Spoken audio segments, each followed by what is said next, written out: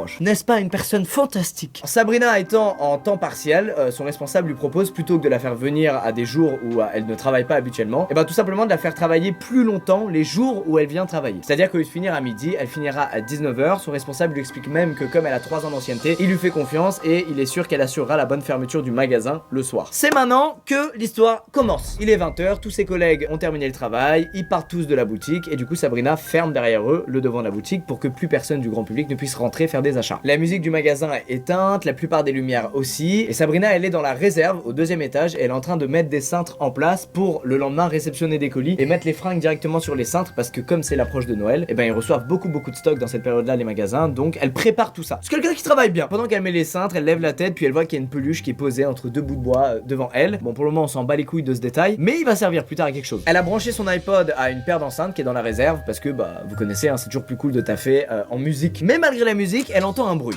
Bon, ça peut être 1000 choses, sauf que ce bruit c'est les stores mécaniques de la zone de chargement qui sont en train de s'ouvrir. Elle panique pas pour le moment et elle descend les escaliers pour avoir un visuel sur la zone de chargement inférieure. Sachant que ces putains de stores mécaniques, le seul moyen de les ouvrir c'est un bouton qui se trouve à l'intérieur, on peut pas les ouvrir de l'extérieur. Et sur le chemin, petite précision, il y a plein de lumières à détecteur de mouvement. Quand tu passes devant le détecteur de mouvement, t'entends une sorte de clic qui vient de la lumière avant qu'elle s'allume. Elle arrive enfin dans la zone de chargement inférieure et il y a personne. Le store métallique est complètement fermé et il y a juste Sabrina, seule, qui se dit ok, tout va bien.